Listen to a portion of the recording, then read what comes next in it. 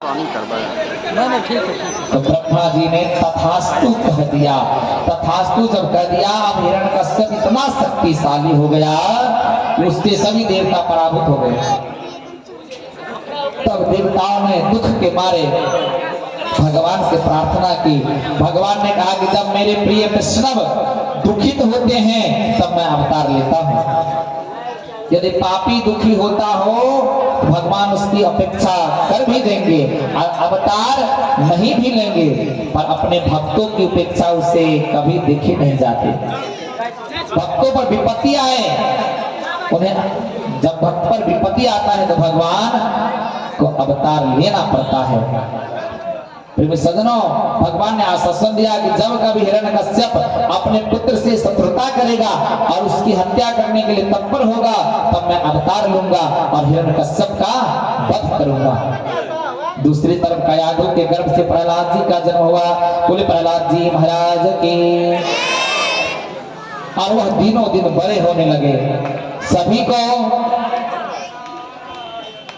को आनंद हुआ, सभी को आनंद मिलता था, इसलिए उसका नाम प्रहलाद रखा गया। दैत्यों के गुरु थे शुक्राचार्य, उनके संड और अमर्क नामक दो पुत्र थे। जब प्रहलाद जी महाराज 5 वर्ष के हुए तो हिरण्यकश्यप ने संड अमर्क को बुला करके उनसे कहा कि मेरे इस पुत्र को राजनीतिक शिक्षा दो। सुखदेव जी महाराज वर्णन करते हैं, कहते हैं राजा परीक्षित से कि राजन, वैसे तो संडामर्क प्रहलाद जी को राजनीति पढ़ाते थे, किंतु प्रहलाद जी तो गर्भ के समय में माता के गर्भ में ही भक्ति के रंग में रंगे हुए थे। प्रहलाद को भगवान वासुदेव से स्वाभाविक प्रीत थी। श्री कृष्ण के अनुग्रह विग्रह से उनका हृदय इस प्रकार आकर्षित कर लिया था, उन्हें जगत से भी कुछ लगाव नहीं था।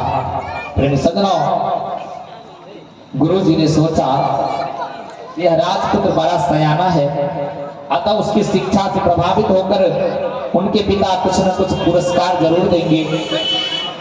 संडामर्क जी ने प्रहलाद को लेकर के राजसभा में पहुंचे। प्रहलाद जी ने अपने पिताजी को प्रणाम किया तो पिताजी ने बालक को उठाकर गोद में बिठाकर प्यार दुलार किया।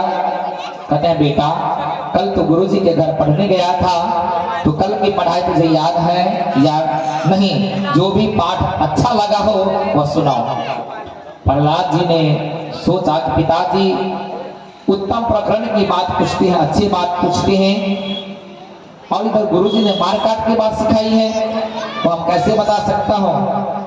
अतः उन्होंने पिताजी को अच्छी सी बात बताई। क्या? हित्वात्मापातं गृहमंडकूपं वनं गतो यद्रीमाश्रयेता। कहते हैं, पिताजी अनेक जन्मों के अनुभव से यह मैं कहता हूँ कि यह जीव कई बार स्त्री पुरुष पशु पक्षी बना, हजारों जन्मों के विभू से दूर बना हुआ यह जीव अलौकिक सुख भोग में लीन है, फिर भी वह अतृप्त है। तृप्ति भोगने से नहीं, त्याग से प्राप्ति होती है। पिताजी, आज तक मेरे अनेक जन्म हो चुके, मैं अपने अनुभव से कहता हूँ कि स्वार्थ और कपट के सिवा इस जगत में कुछ और नहीं है, कुछ और नहीं है। प्रहलाद जी ने कहा, कई जन्मों के अनुभव से मैं कहता हूँ कि संसार में किसी को भी सच्ची शांति प्राप्त नहीं है। घर में अच्छी तरह से भजन नहीं किया जा सकता, अतः भजन घर में नहीं वन में जाकर करना चाहिए, एकांत में जाकर के नारायण की आराधना करनी चाहिए। प्रेम सज्जनों, प्रहलाद जी की ऐसी बातें सुनकर हिरण्यकश्यप क्रोधित हो गया। उसने संडामर्क को लहरा दिया कि मेरे बालक को उन्होंने कैसा उपदेश दिया है या कैसी शिक्षा दी है। संडामर्क ने भयभीत होकर निवेदन किया कि हमने तो ऐसी शिक्षा उसे कभी दी ही नहीं। हिरण्यकश्यप उच्च स्वर में बोलने लगा कि देखो, देवता मुझसे डरते हैं, अतः वे सूक्ष्म रूप धारण करके विष्णु का प्रचार करते हैं। हमने जो बातें तुम्हें कभी पढ़ाई नहीं और तुम अपने पिताजी के समक्ष क्यों बोले? प्रहलाद जी महाराज कहते हैं, विनम्रता पूर्वक श्री गुरु जी, जीव न किसी के कहने पर भक्ति करता है और न ईश्वर की ओर गति करता है। संत कृपा और सत्संग के बिना भक्ति का रंग नहीं चढ़ता। इसके लिए प्रभु कृपा जरूरी है गुरुजी। प्रेमी सज्जनों, आगे चल करके एक दिन गुरु जी को कहीं जाना था, गुरु जी को कहीं जाना था, तो प्रहलाद जी को मॉनिटर बनाया गया। स्कूल में, विद्यालय में, गुरुकुल में मॉनिटर बनाते हैं, जो तेज विद्यार्थी रहते हैं उसको मॉनिटर बनाया जाता है। प्रहलाद जी मॉनिटर बन गए। गुरु जी कहते हैं प्रहलाद से, प्रहलाद जी हम 2 दिन के लिए कहीं बाहर जा रहे हैं, 2 दिन जो है इस गुरुकुल का ध्यान रखना और सयानापन अच्छे ढंग से रहना, कोई उद्यम नहीं मचाना। प्रहलाद जी कहते हैं ठीक है गुरु जी जाइए, आप निश्चिंत रहिए, आप निश्चिंत रहिए। गुरु जी चले गए।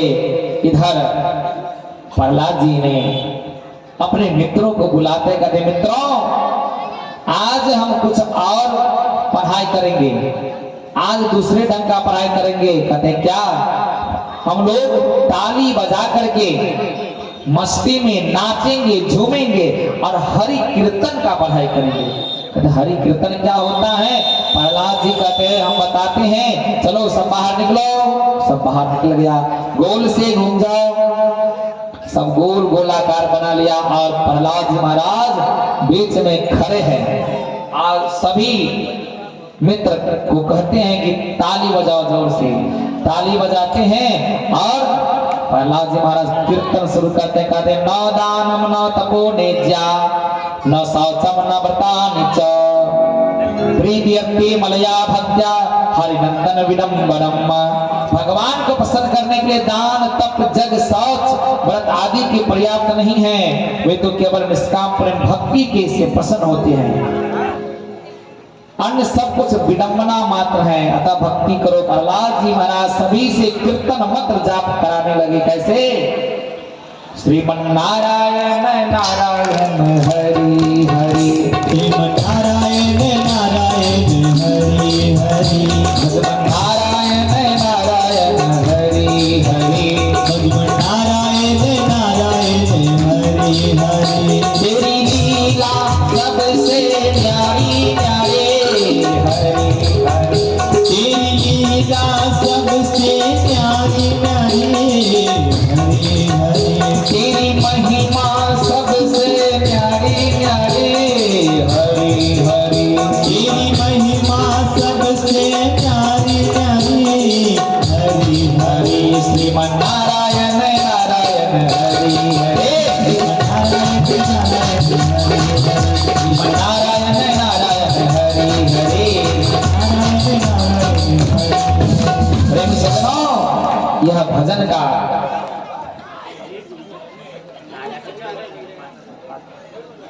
प्रेम सज्जनों प्रहलाद जी महाराज भजन शुरू कर देते हैं। इधर यह भजन का आवाज जो है शोरगुल कहा जाता है राज दरबार में। हिरण्यकश्यप के पास हिरण्यकश्यप ने अपने सेवक को भेजते हैं कि देखो क्या हो रहा है गुरुकुल में। सेवक जाते हैं, देखते हैं कि सभी बच्चे आनंद से नाच रहा है और विष्णु का कीर्तन कर रहे हैं। कैसे? श्रीमन्नारायण नारायण, क्या भूल गए? श्रीमन क्या? श्रीमन्नारायण नारायण हरि हरि, श्रीमन्नारायण नारायण हरि हरि। कीर्तन चालू है। जो ही वह सेवक जो है कीर्तन को रोकने के लिए स्पर्श किया कि वह सेवक भी आनंद से जैसे बिजली का करंट लग जाता है। एक को लगता है उसको छुड़ाने के लिए दूसरा फिरता है, उसे भी करंट लगता है तो ऐसे ऐसे थकाने लगता है। वह भी आनंद से नाचने लगा। हाँ, सेवक भी श्रीमन्नारायण नारायण हरि हरे, श्रीमन्नारायण नारायण हरि हरि, नारायण नारायण हरि हरे, नारायण नारायण हरि हरि। महाराज हिरण्यकश्यप सेवक भेजते गया, सेवक कोई वापस नहीं आया। गुरुजी आए 2 दिन के बाद। अरे राम राम। गुरुजी देखते हैं अरे क्या हो रहा है। वह आनंद से नाच रहे हैं सब। गुरुजी रोकने की कोशिश करते हैं, जो ही रोकने की कोशिश कर रहे हैं गुरुजी कि तुरंत गुरुजी भी आनंद से नाचने लगते हैं। गुरुजी को भी कंठ लग गया। श्रीमन नारायण नारायण हरि नारायण नारायण हरि हरि भगवान नारायण नारायण हरि हरि नारायण नारायण हरि हरि। वो भी नाचने लगा। अब हिरण्यकश्यप सोचता है क्या अभी तक कोई समाचार नहीं है, कहीं देखो जा करके। हिरण्यकश्यप जाते हैं, हिरण्यकश्यप जाते हैं, देखते हैं कि सभी आनंद से नाच रहा है, झूम रहा है, भजन कर रहा है। श्रीमन नारायण नारायण हरि हरि श्रीमन नारायण नारायण हरि हरि हे भगवान नारायण नारायण हरि हरि श्रीमन नारायण हिरण्यकश्यप ने जब आते हैं, जो ही रोकने की कोशिश करते हैं, उनको कोई प्रभाव नहीं पड़ता है, वो करंट प्रभाव नहीं पड़ता है। क्यों?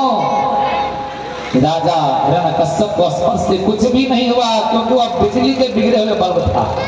हिरण्यकश्यप जो है बिजली के बल्ब जो होता है, जो बल्ब फ्यूज कर जाता है, वो फ्यूज उड़ा हुआ था, कोई असर नहीं किया। बिजली का गोला यदि चालू हालत में हो तो बिजली का प्रवाह और असर करता है, अन्यथा नहीं। भजन कीर्तन अब रुक गया। गुरुजी ने राजा को सारी बात बताई। वह क्रोधित होकर प्रहलाद से कहने लगा, अब भी मेरे शत्रु विष्णु का कीर्तन कर रहा है, जगत में मेरे सिवा कोई ईश्वर नहीं है। दुष्ट, आज मैं तुझे मारूंगा। मेरा यह बालक स्वयं सुधरता नहीं है और दूसरे बालकों को भी बिगाड़ रहा है। ऐसा सोचकर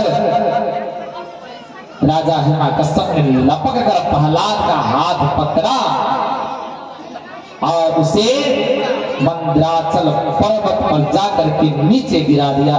फिर भी प्रहलाद जी महाराज को कुछ नहीं हुआ।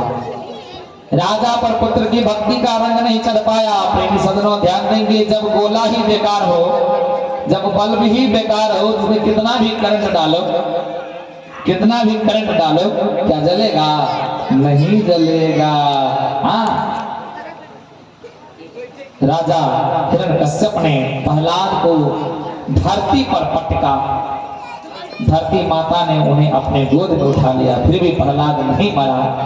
प्रहलाद जी ने पिता को प्रणाम किया। हिरण्यकश्यप ने कहा कि तू मुझे प्रणाम करता है कि तो मेरा कहा तो मानता नहीं है, बता तेरा रक्षक विष्णु कहाँ है? प्रहलाद जी ने कहा, पिताजी मेरे भगवान सर्वत्र है, हर जगह है। हरि व्यापक सर्वत्र समाना, प्रेमति प्रगट होय मैं जाना। पिताजी हर जगह है। पिताजी शायद आप यह मानते हैं कि आप वीर हैं, कि तो वीर तो वही है जिसने अपने आंतरिक शत्रुओं को पराजित किया है। आप मानते हैं कि आपने जगत को जीता है, आपने मात्र जगत को जीता है, लेकिन जगत से ऊपर क्या होता है? जग होता है। आपने मात्र जगत को जीता है, लेकिन जग विजेता तो वही है जिसने अपने मन को जीत लिया। काम क्रोध छह चोर आपके मन में बसे हुए हैं, जो आपके विवेक धन को लूट रहे हैं। पिताजी क्रोध न करें, आपके मुख पर आज मृत्यु की छाया दिख रही है पिताजी। अतः राग द्वेष का त्याग करके भगवान नारायण की आराधना करें, मेरे नारायण का भजन करें। हिरण्यकश्यप क्रोधित होकर चिल्लाने लगा कि मेरा पुत्र होकर मुझे ही उपदेश दे रहा है, कहाँ है तेरा रक्षक विष्णु? उसी समय होलिका आते हैं वहां। कहते भैया क्या हुआ? बहुत चिंतित में है। तो बहन होलिका बहुत अच्छे समय पर आ गई। तो देख, यह प्रहलाद जो है मेरे शत्रु विष्णु का जप करता है, भजन करता है, और कहते वो मेरे भगवान है। तू ही बता, मैं तीनों लोगों का भगवान मैं हूं, मैं इसे मारना चाहता हूं। होलिका कहते भैया बस इतनी सी बात, मुझे ब्रह्मा का वरदान मिला हुआ है, मुझे अग्नि जला नहीं सकता। आप चिता का प्रबंध कीजिए और मैं प्रहलाद जी को लेकर के चिता पर बैठ जाऊंगी और नीचे से आग लगा दीजिएगा, जिससे यह प्रहलाद जल करके भस्म हो जाएगा और मुझे कुछ भी नहीं होगा। हिरण्यकश्यप कहते हैं चिता का प्रबंध किया जाए। चिता का प्रबंध हुआ, चौराहे पर होलिका प्रहलाद को गोदी में लेकर के उस चिता के ऊपर बैठ जाते हैं। नीचे से आग लगाया गया, धीरे धीरे आग जलने लगा तेज गति से और होलिका के शरीर को जलाने लगा। होलिका कहते हैं नहीं नहीं, यह अनर्थ हो रहा है, यह अनर्थ हो रहा है, ब्रह्मा का वरदान फेल हो रहा है। ब्रह्मा जी महाराज प्रकट हुए, कहते होलिका मैं तुम्हें वरदान दिया था आत्मरक्षा करने के लिए, दूसरों की रक्षा करने के लिए, कि दूसरों को मारने के लिए। तुम्हारा वरदान आज फेल हो रहा है कि जब कोई नहीं रोकने वाला है। होलिका जल करके भस्म हो गई और प्रहलाद जी महाराज कमल फूल के सिंहासन पर बैठे हैं और भगवान का जप कर रहे हैं। श्रीमन नारायण नारायण नारायण, नारायण नारायण नारायण, भगवान नारायण नारायण नारायण। प्रहलाद जी नारायण नारायण का जप कर रहे हैं। हिरण्यकश्यप देखा कहता अरे तू अभी भी जीवित है, तो अभी भी जीवित है, क्या तू मरा नहीं?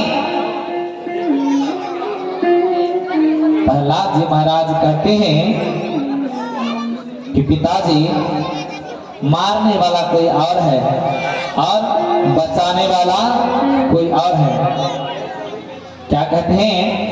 मारने वाला है भगवान, बचाने वाला है भगवान। बाल न बाका होता उसका, जिसका रक्षक कृपा निधान।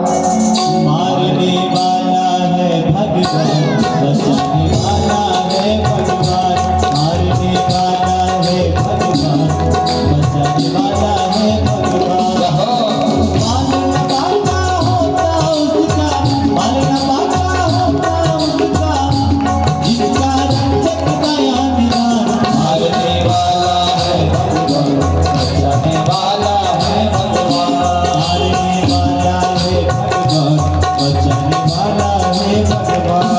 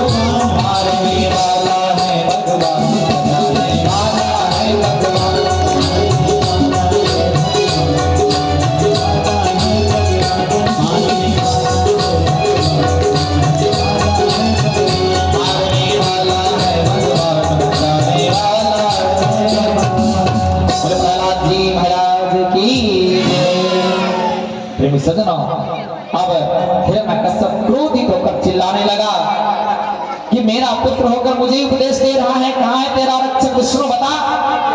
प्रहलाद जी ने विनम्र भाव से कहा कि मेरे प्रभु तो सर्वव्यापक है, वे मुझ में हैं और आप में हैं, आप में हैं तभी तो आप बोल पाते हैं। विष्णु सर्व में है, सर्वत्र है। हिरण्यकश्यप गर्जा, तेरे भगवान यदि सर्वत्र हैं, इस स्तंभ में उनका दर्शन क्यों नहीं हो रहा है? पासो यदि सो सर्वत्र स्मात् स्तंभे न दृश्यते, क्या तेरे भगवान इस स्तंभ में हैं? प्रहलाद जी ने पूरे विश्वास से कहा, जी हाँ मेरे प्रभु इसमें भी हैं, आपकी आंखों में काम है अतः दिखाई नहीं देते। हिरण्यकश्यप ने अपने आप से बाहर हो गया, मैं इस स्तंभ को तोड़कर विष्णु की हत्या करूंगा। राजा हिरण्यकश्यप तलवार लेने गया, उधर प्रहलाद जी महाराज सोचने लगे कि अरे राम राम, मैं तो कह दिया कि भगवान इस स्तंभ में भी हैं, क्या इसमें उनका वास हो सकता है? उन्होंने स्तंभ पर जो कान लगाया तो अंदर से गुर गुर गुर गुर की ध्वनि आई और प्रहलाद को विश्वास हो गया कि भगवान उस स्तंभ में है। उन्होंने उस स्तंभ का आलिंगन किया, अंदर नरसिंह भगवान विराजमान थे। उन्होंने प्रहलाद जी को आश्वासन दिया इसमें वो हैं, उसकी रक्षा करेंगे।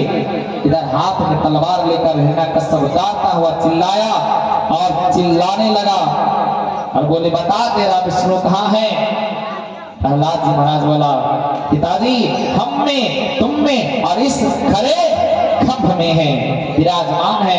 हिरण्यकश्यप ने क्रोध आवेश में उस स्तंभ पर तलवार का प्रहार किया कि तुरंत नरसिंह भगवान गुरु गुरु गुरु गुरु बोलते हुए उस स्तंभ से प्रकट हुए। बोले, नरसिंह भगवान की जय। उस स्तंभ से प्रकट हुए, उन्होंने हाथ बढ़ा करके हिरण्यकश्यप को अपने जांघों पर लिटा लिया और कहा, हिरण्यकश्यप बता तेरे पास कौन कौन से वरदान है? कहते हैं ना मैं दिन में मरो ना रात में मरो, कहते हैं ना दिन है ना रात है, अभी शाम का समय है, चलो ये वरदान फेल हो गया। कहते हैं और बताओ, ना घर में मरो ना बाहर में मरो, ना घर में हो ना बाहर में हो, दिल्ली पर हो, चलो ये वरदान फेल हो गया। ना धरती पे मरो ना आकाश में मरो, ना धरती पे हो ना आकाश में हो, मेरी जंघा पर हो, ये भी वरदान फेल हो गया। ना अस्त्र से मरो ना शस्त्र से मरो, ना मेरे पास अस्त्र है ना शस्त्र है, चलो ये भी वरदान फेल हो गया। और बता, कहते मैं ब्रह्मा जी के बनाए हैं 12 महीने में नहीं मरो, बता। अरे मूर्ख बता, अभी ब्रह्मा जी का बनाया 12 महीना कौन है? चैत वैशाख जेठ अखाड़ सावन भादव आश्विन कार्तिक अगन पुष माघ फागुन, चलो इसमें से कोई महीना नहीं है। अभी पुरुषोत्तम मास चल रहा है। पुरुषोत्तम मास मतलब मलेमास जो हम लोग कहते हैं, पुरुषोत्तम मास चल रहा है, चलो यह भी वरदान तुम्हारा फेल हो गया। हिरण्यकश्यप आज मैं तुझे अपने इस नाखून से मार रहा हूं। और हिरण्यकश्यप को भगवान नरसिंह भगवान ने दोनों हाथ से अपने नाखूनों से ऐसे करके चीर दिया और उनके जो अत्रि वगैरह थे भाग लेते हैं। बोलिए हिरण्यकश्यप उद्धारण नरसिंह भगवान की जय। दोबारा भगवान की नाम गुणगान करेंगे। अब हम लोग वामन भगवान की कथा को श्रवण करेंगे। गोविंद जय जय गोपाल जय जय गोविंद जय जय गोपाल जय जय राधा रमण हरि गोविंद जय जय राधा रमण हरि गोविंद जय जय राधा रमण भगवान की। इस प्रकार हम लोग हिरण्यकश्यप की कथा श्रवण की। आगे चल करके हम लोग 7वें मनवंतर में प्रवेश करेंगे। 7वें मनवंतर में श्राद्ध देव नामक मनु हुए। उनके समय में कश्यप और अदिति के घर वामन भगवान का अवतार हुआ। राजा परीक्षित कहते हैं कि मैं 7वें मनवंतर के वामन भगवान की कथा सुनना चाहता हूँ, मुझे उनका चरित्र सुनाइए। सुखदेव जी महाराज वर्णन करते हैं, राजा परीक्षित से कहते हैं कि देवताओं के साथ हुए संग्राम में पराजित होने पर दैत्यों ने शुक्राचार्य का आश्रय लिया। शुक्राचार्य की कृपा से दैत्यों का बल बढ़ने लगा। इंद्र द्वारा पराजित राजा बलि संतों की सेवा करके फिर से बलवान होने लगा। शुक्राचार्य ने उससे विश्वजित जग करने को कहा। विश्वजित जग किया गया। उस जग में से उन्हें सर्वजित रथ प्राप्त हुआ। प्रेमी सज्जनों, इधर कश्यप और अदिति का गृहस्थ आश्रम श्रेष्ठा के पिता पवित्रता पूर्वक जीते हुए तपस्या करते थे, अतः प्रभु ने उनके घर में जन्म लेने के लिए सोचते हैं।